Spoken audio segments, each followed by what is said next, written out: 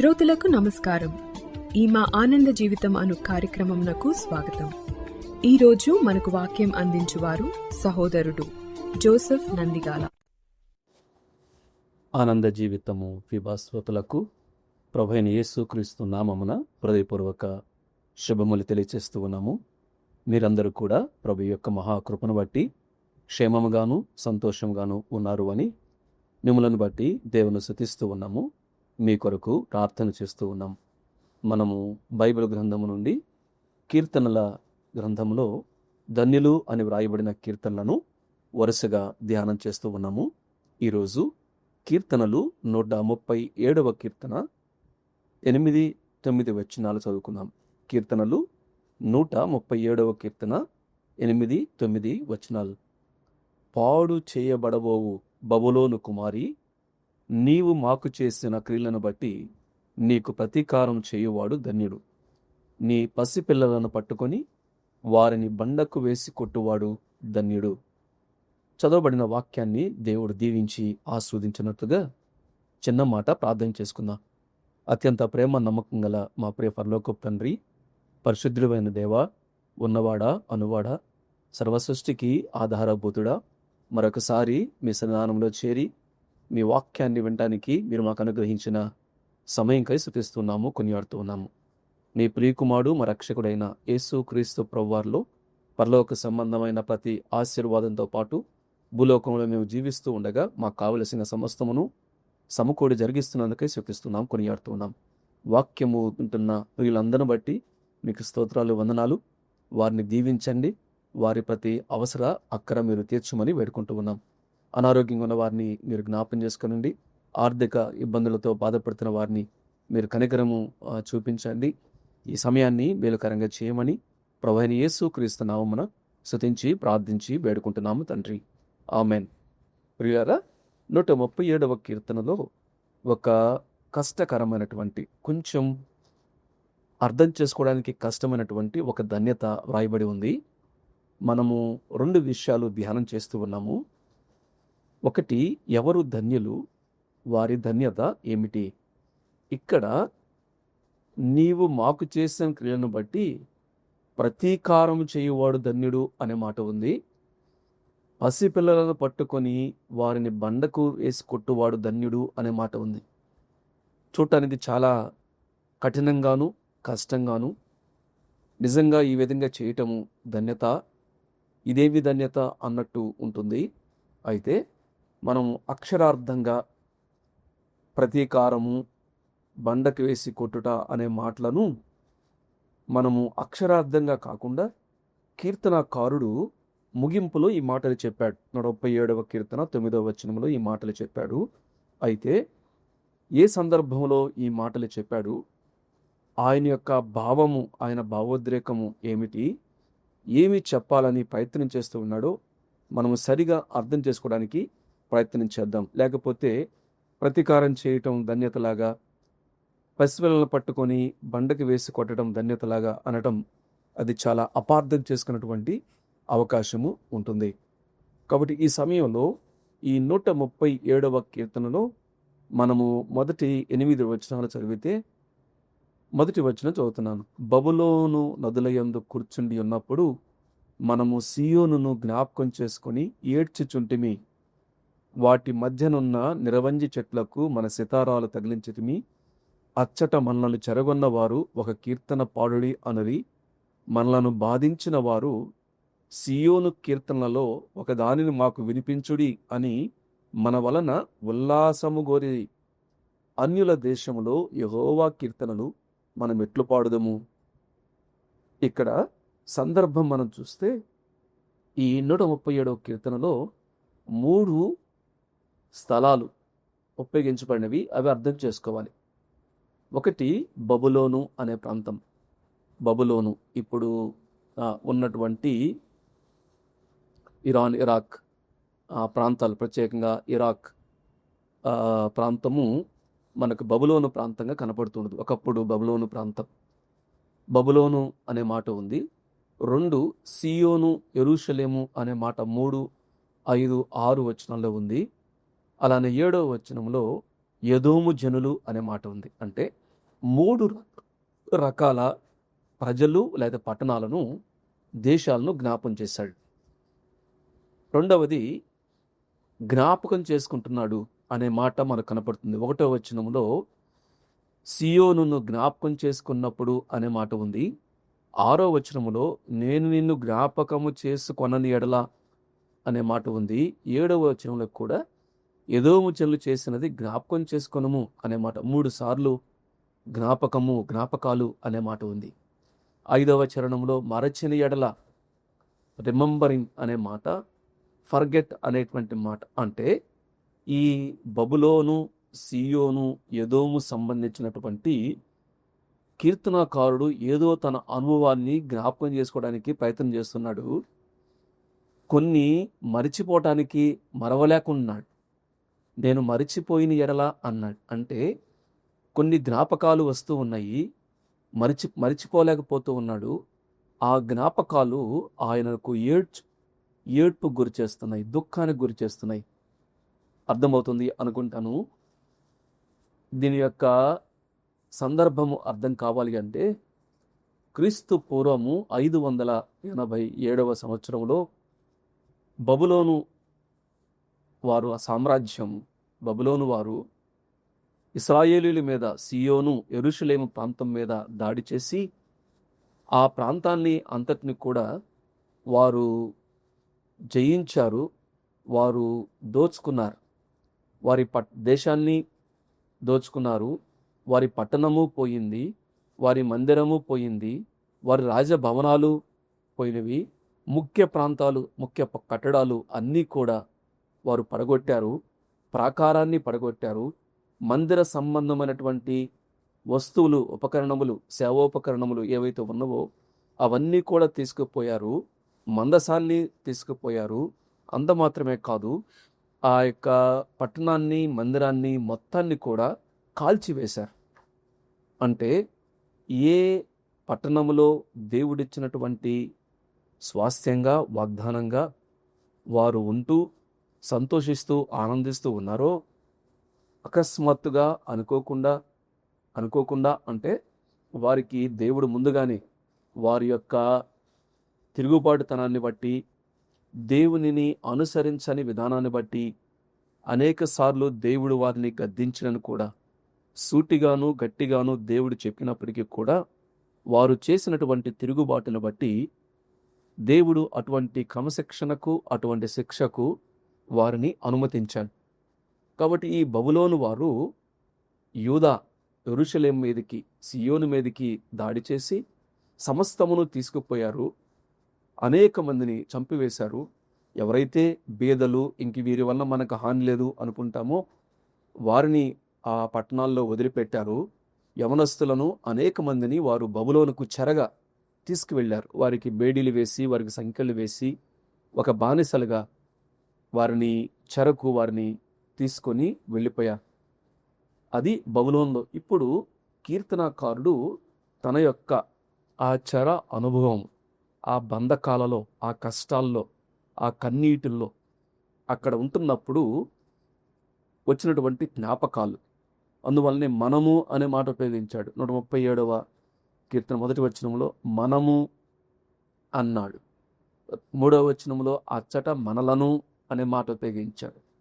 అలానే మనము అనే మాట మనమెట్లు అన్నాడు. అంటే ఈ కీర్తనాకారుడు బహుశా ఆ అనుభవం గుండా వెళ్ళాడు కాబట్టి అక్కడ కొంతకాలము అయిన తర్వాత ఒకసారి దేవుడు తాము చెప్పినటువంటి మాటలు, దేవుడు తనను ఏ విధంగా దీవించింది, వారి అనుభవాలు, వారి పట్టణము, వారి పరిస్థితులు అవన్నీ కూడా జ్ఞాపకము వచ్చినప్పుడు, ఆ సందర్భంలో దుఃఖము పొంగిపొర్లు వస్తున్నప్పుడు, బాధ, ఏడ్పు, కన్నీరు వచ్చినప్పుడు మరిచిపోలేనటువంటి ఆ జ్ఞాపకాలు, ఒకవైపు ఎంతో నష్టం, శత్రువు యొక్క దేశంలో ఉన్నారు, తమ యొక్క తప్పు, తమ యొక్క పొరపాటు, తమ యొక్క పాపం లోపల అపరాధ భావాన్ని కలుగజేస్తున్నప్పుడు, జరిగినటువంటి నష్టాన్ని చూస్తున్నప్పుడు, ఆ సందర్భంలో ఎంతో దుఃఖంతో, ఎంతో వేదనతో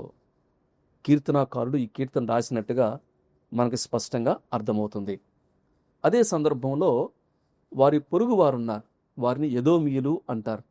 ఇక్కడ మనకు 7వ వచనంలో యెహోవా ఎదోము జనులు చేసినది జ్ఞాపకం చేసుకొనుము, యెరూషలేము దానిని నాశనం చేయుడి, సమూల ధ్వంసం చేయుడి అని వారు చాటిరి కదా.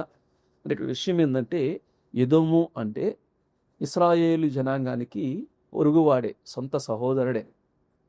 యాకోబుకి ఎదోము సొంత సహోదరుడు, తన పొరుగువాడే, సహోదరుడే.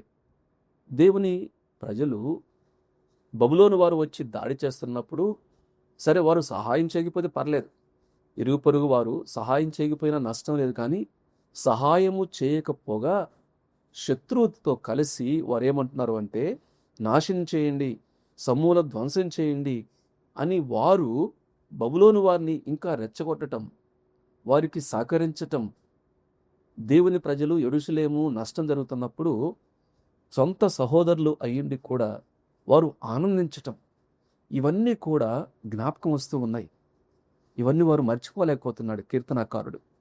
ఆ సందర్భంలో కన్నీటితో, బాధతో దేవుని సన్నిధిలో ఈ కీర్తన రాసినట్టుగా మనకు అర్థమవుతుంది. ఆ అనుభవాలు జ్ఞాపకము వస్తాయి. సాధారణంగా ఒక వ్యక్తి బాగా దుఃఖము, శోకము, వేదనలో ఉంటున్నప్పుడు రకరకాల దశల గుండా వెళ్తారు అండి. వారు ఒకేసారి వారు రికవరీ కాలేరు. చాలా అనుకోని సంఘటనలు, నష్టము జరిగినప్పుడు, బాధ తన్నుకొని వస్తున్నప్పుడు, ఏడుపు వస్తున్నప్పుడు, అర్థం కానప్పుడు రకరకాల దశల గుండా వెళతారు. ఒకటి నంబ్ అంటాం, మనము మానసికంగా ఆలోచన చేసిన భావోద్వేగ లేకపోవటం. ఒక్కసారి నిశ్చేష్టులు అవుతారు, ఎవరితో ఏం మాట్లాడరు, మౌనంగా ఉంటారు. దీన్ని స్పందన లేని దశ, నంబ్ ఫేజ్ అంటారు. స్పందన ఏముండదు, మాట్లాడినా కూడా నిస్సహాయుల్లాగా చూస్తూ ఉంటారు. రెండవది కోపం. ఒక్కొక్కసారి రెండవ దశలోకి వెళ్తారు. కోపం సాధారణంగా పరిస్థితులను చూస్తున్నప్పుడు కొంచెం అసహనానికి, అలా ఫ్రస్ట్రేషన్ అంటారు కదా, కోపం వస్తూ ఉంటుంది మనుషుల మీద, కానీ ఏమీ చేయలేకపోయేటువంటి పరిస్థితులు. మూడవది ప్రశ్నించేటువంటి దశలోకి వెళ్తారు. దేవుడు ఎందుకు ఇది అనుమతించాడు, ఎందుకు ఇటువంటివి నాకే జరుగుతున్నవి అని ఒక రకమైనటువంటి ప్రశ్నించేటువంటి దశలోకి వారు వెళతారు. అంత మాత్రమే కాదు, 4వ దశ ఏంటంటే ఇఫ్ ఓన్లీ. అది అర్థం ఏంటంటే, ఇట్లా నేను చేయకుండా ఉంటే అట్లా ఉండేది, నేను ఆ విధంగా చేసి ఉంటే ఈ విధంగా ఉండేది అని, అట్లా పోకుంటే, అట్లా మాట్లాడుకుంటే, అట్లా చేసి ఉంటే అని ఇట్లా అయినట్లయితే అన్నటువంటి ఒక దశలోకి వెళతారు. తర్వాత డిప్రెషన్లోకి వెళతారు.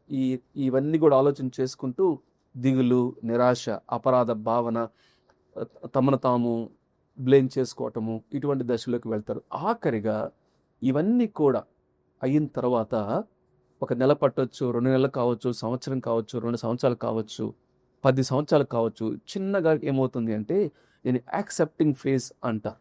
అంగీకరించేటువంటి దశలోకి వారు వెళతారు.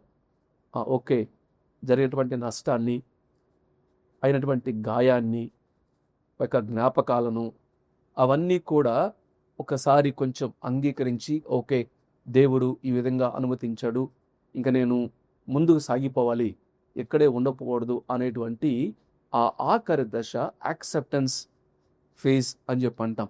కాబట్టి దీన్ని మూవ్ ఆన్ అని అంటే, నంబ్ భావోద్వేగం లేకపోవటం, మౌన దశ నుండి అంగీకరించి ముందుకు సాగిపోవటానికి రావటానికి రకరకాలుగా టైం పడుతూ ఉంటుంది. కాబట్టి మనము తొందరపడి వాళ్ళని అపార్థం చేసుకోకూడదు, తొందరపడి వాళ్ళని తక్కువ అంచనా వేయకూడదు, తొందరపడి మీరేం విశ్వాసి, ఆ మాత్రం విశ్వాసం లేదా అని అనకూడదు.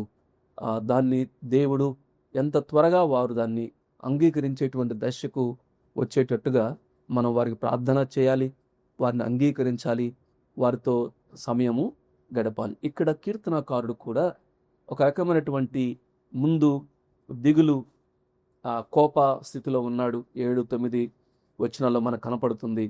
ఆ సహోదరులు ఎవరైతే ఎదోము వారు ఉన్నారో వారు చేసేటువంటి పని బట్టి కొంత కోపం కనపడుతూ ఉంటుంది. 1 నుంచి 4వ వచనంలో కొంత డిప్రెషన్, దిగులు, నిరాశ కనపడుతుంది. అయితే 5, 6 వచనాల్లో ఆయన అంగీకరించి, తమ నిజస్థితిని అంగీకరించి ఆ దేవునికి తను తాను అప్పచెప్పుకున్నట్టుగా మనకు కనపడుతుంది. కాబట్టి ఇక్కడ 3 విషయాలు మనము చూస్తాము. ఒకటి 1-4 వచనాల్లో తన యొక్క బాధను, ఆ జ్ఞాపకాలు, ఆ అనుభవాలు జ్ఞాపకం చేసుకుంటూ ఉన్నాడు.